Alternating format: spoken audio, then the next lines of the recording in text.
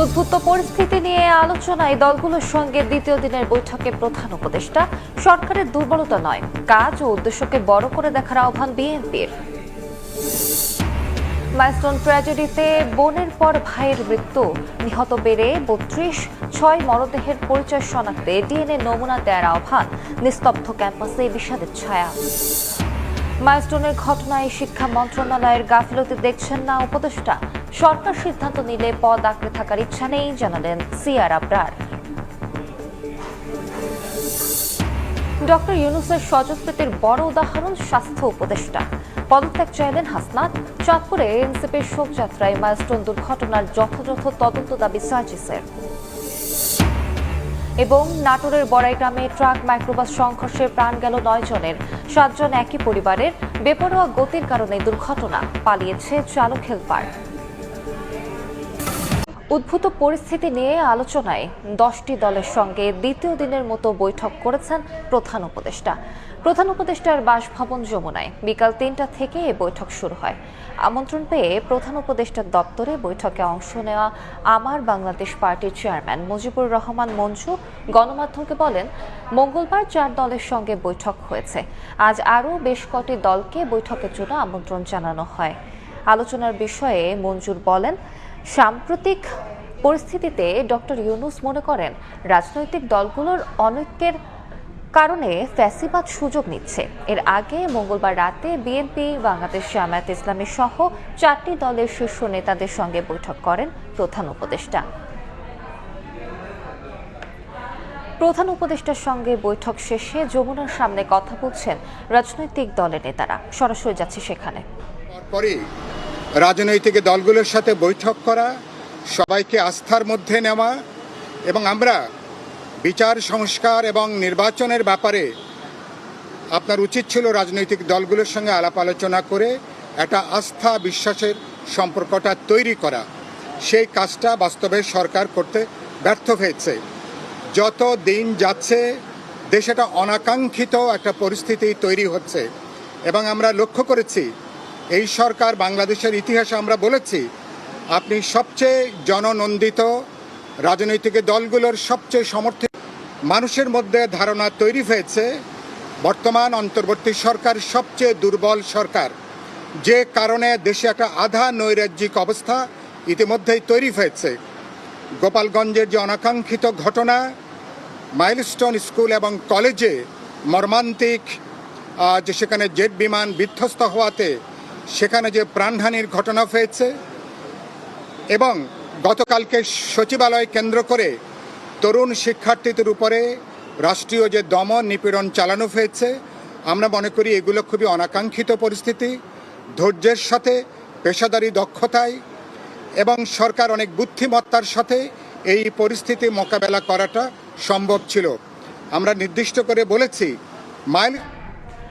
প্রধান উপদেষ্টার সঙ্গে বৈঠক শেষে যমুনার সামনে কথা বলছেন রাজনৈতিক দলের নেতারা। আমরা সরাসরি যুক্ত ছিলাম সেখানে। অন্তর্বর্তীকালীন সরকারের দুর্বলতাকে বড় করে না দেখে তাদের কাজ করার প্রক্রিয়া, উদ্দেশ্যকে বড় করে দেখা উচিত বলে মন্তব্য করেছেন বিএনপি মহাসচিব মির্জা ফখরুল ইসলাম আলমগীর। নির্বাচন বানচালের অপচেষ্টা থেকে ফ্যাসিস্ট শক্তি মাথাচাড়া দিয়ে উঠছে বলে জানান তিনি।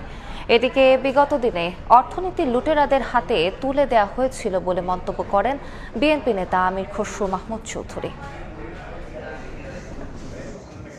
বুধবার সকালে রাজধানীর গুলশানে বিএনপি চেয়ারপারসনের কার্যালয়ে দলের মহাসচিব মির্জা ফখরুল ইসলাম আলমগীরের সঙ্গে সাক্ষাৎ করে ক্ষুদ্র নৃগোষ্ঠীর প্রতিনিধি দল।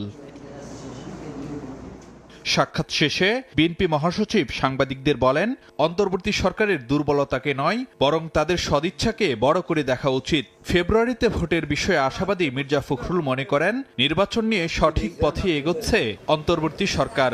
অন্তর্বর্তীকালীন সরকারের দুর্বলতাটাকে বড় করে না দেখে তাদের যে আপনার সদিচ্ছা, তাদের প্রক্রিয়া, সেটাকে বড় করে দেখা উচিত। আমরা তো প্রতিশ্রুতিবদ্ধ যে আমরা এই সরকারকে আপনার সব রকম সহযোগিতা প্রদান করব গণতন্ত্রের উত্তরণের জন্যে।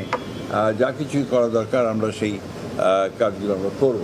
গণঅভ্যুত্থানের মধ্য দিয়ে যে পরিবর্তন নিয়ে আসা হয়েছে, ফ্যাসিস্ট আওয়ামী শক্তিকে যে পরাজিত করা হয়েছে, সেটা এই জুলাই আগস্ট মাসেই ওই শক্তির আবার উত্থানের একটা নমুনা দেখা মতো অবস্থা তৈরি হয়েছে। আমরা সবসময় যেটা চাইব যে অতি দ্রুত নির্বাচন করে নির্বাচনের মধ্য দিয়ে একটা রাজনৈতিক সরকার প্রতিষ্ঠা করা। রাজনৈতিক সরকার না থাকলে এই সমস্যাগুলো আরও বৃদ্ধি পায়। এদিন সকালে ময়মনসিংহে বিভাগীয় ব্যবসায়ী সম্মেলনে বিএনপির স্থায়ী কমিটির সদস্য আমির খসরু মাহমুদ চৌধুরী বলেন, আগামীতে বিএনপি সরকার গঠন করলে ব্যবসায়ীদের হাত ধরেই হবে দেশের উন্নয়ন। সেই লক্ষ্যে সংস্কার করা হবে প্রয়োজনীয় সব আইন। বাংলাদেশ অর্থনীতি আজকে যেখানে এসে দাঁড়িয়েছে, আমরা গর্তের কিনারায় এসে দাঁড়িয়েছে, অনেকে বলে গর্তে পড়েই গেছে, এবং এইটাকে সেখান থেকে বের করে আনার জন্য ব্যবসায়ী সমিতির সহযোগিতা ছাড়া, সমর্থন ছাড়া এটা একেবারেই সম্ভব না। বিগত দিনে লুটেরাদের হাতে অর্থনীতি তুলে দেওয়া হয়েছিল বলেও মন্তব্য করেন আমির খসরু মাহমুদ চৌধুরী। অর্থনীতিতে গণতন্ত্র আনতে হবে। ফারুক ভিয়া, রবিন, সময় সংবাদ, ঢাকা। মাইলস্টোন ট্র্যাজেডিতে শোক প্রকাশ করে এনসিপি নেতা হাসনাত আব্দুল্লাহ বলেন, ডক্টর ইউনূসের স্বজনপ্রীতির বড় উদাহরণ স্বাস্থ্য উপদেষ্টা। ব্যর্থতার দায় নিয়ে তার পদত্যাগ দাবি করেন তিনি। আর বিমান দুর্ঘটনার যথাযথ তদন্ত দাবি করেছেন এনসিপির মুখ্য সংগঠক সাজিস আলম।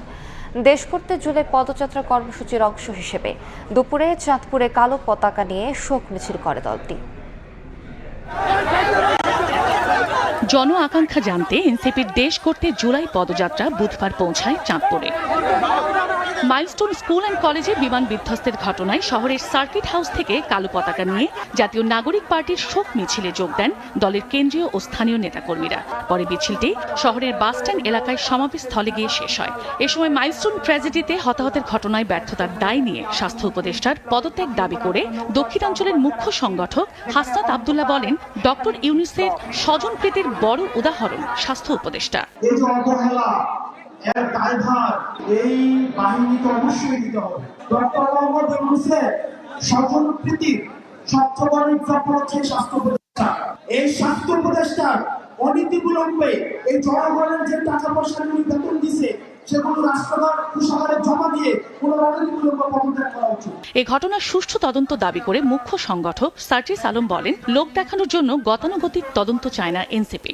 এই সরকারকে, এই দেশের বিচার বিভাগকে এই ঘটনার তদন্ত সাপেক্ষে সুষ্ঠু বিচার নিশ্চিত করতে হবে এবং সেই দায়িত্ব এই সরকারকে নিতে হবে। যারা খুনি হাসিনার সহযোগে তাদের বাচ্চাদের লাশের উপরে নতুন রাজনীতি করতে চাচ্ছে, আমরা বারবার রাজপথে নেমেছি। ভবিষ্যৎ থেকে শুরু করে বাংলাদেশে আর কোন আওয়ামী লীগের সুযোগ আমরা দিব না। এর আগে সকালে শহরের সার্কিট হাউসে শহীদ পরিবারের সদস্যদের সঙ্গে কথা বলেন এনসিপি নেতারা। এ সময় দলটির শীর্ষ নেতাদের কাছে পেয়ে কান্নায় ভেঙে পড়েন শহীদ পরিবারের সদস্যরা। বিচার সংস্কার এবং জুলাই সনদ বাস্তবায়ন না হওয়া পর্যন্ত সংগ্রাম চালিয়ে যাওয়ার প্রত্যয় ব্যক্ত করেন সাজিস আলম। 1 বছর তো হয়ে গেল, আমরা তো নতুন আরেক জুলাই এসেছি, কিন্তু আমরা তো এখনো দৃশ্যমান বিচার লক্ষ্য করছি না। এই ঘটনার সুষ্ঠু তদন্ত হোক। বাংলাদেশে গতানুগতিক দেখানোর জন্য যে তদন্তগুলো হতো, লোক দেখানোর জন্য, এই তদন্ত নয়। চাঁদপুর শহরে সমাবেশ শেষে কুমিল্লার পথসভায় যাওয়ার পথে হাজীগঞ্জ বাজারে জুলাই আন্দোলনে নিহত আজাদ সরকারের নামে আজাদ চত্বর উদ্বোধন করে শাহরাস্তির দোয়াভাঙা এলাকায় পথসভায় অংশ নেয় দলটি। চন্দ্র বিশ্বাস, ববি, সময় সংবাদ। এদিকে দেশ করতে এনসিপির জুলাই পদযাত্রা এখন কুমিল্লায়। এই মুহূর্তে সেখানে আছেন সহকর্মী আতিয়ার সজল। সরাসরি যাচ্ছি তার কাছে।